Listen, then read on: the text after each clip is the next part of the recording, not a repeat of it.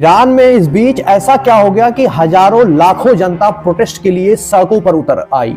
ऐसा क्या हो गया कि वहां की महिलाएं इस्लामिक कल्चर को बायकॉट कर रही हैं, वहां पे छोड़ रही हैं। ये वही ईरान है कि जो दुनिया भर के इस्लामिक देशों का मसीहा मानता था और उनको संदेश देता था कि अल्लाह के रसूलों पर चलने वाले साहब हम हैं, अल्लाह के फरमानों को मानने वाले साहब हम हैं। वहां की जो महिलाएं हैं वो हिजाब को हटा रही हैं। लेकिन इस बीच ऐसा क्या हो गया कि ईरान में ये सब की नौबत आ गई। ईरान एक कट्टर इस्लामिक देश है जहां पे सिर्फ और सिर्फ रेडिकलाइजेशन चलता है, वहां पे सरिया चलता है। लेकिन जिस तरीके से आज आपको ईरान दिख रहा है ऐसा कभी पहले नहीं हुआ करता। 1979 के पहले यही ईरान में एक मॉडर्नाइजेशन बहुत हाइप पे था। यहाँ पे फ्राइडे पे लोग अलग अलग पार्टियां करते थे, जिसका मन होता था वो नमाज के लिए जाता था, कोई बाउंडेशन नहीं थी। आप इस तरीके से तस्वीरों में हमारे देख सकते हैं, ये 1979 के पहले का ये ईरान है। मॉडर्नाइजेशन आप देख सकते हैं कितना था।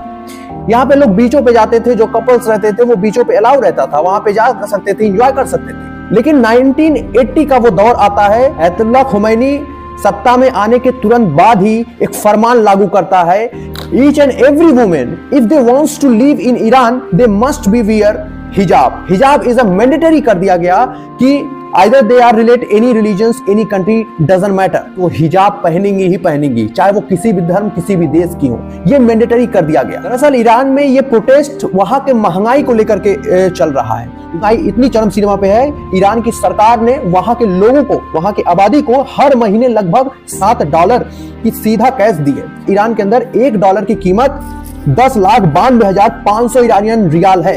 यानी अगर आप अमेरिका से $1 भेजते हैं ईरान के अंदर तो वहां पे बनता है 10,92,500 रियाल बनते हैं। इतनी ज्यादा बन गई, अगर आप एक ब्रेड लेने भी जाएंगे तो झोला भर के आपको पैसा लेके जाना पड़ रहा है। सामान्य है वो भी इतनी महंगी हो गई हैं कि लोग अफोर्ड नहीं कर पा रहे हैं। इस बीच वहां पे कम से कम 1,000 से ज्यादा लोग वहां पे प्रोटेस्टर मारे गए हैं और 18,137 लोग को गिरफ्तार किया गया है।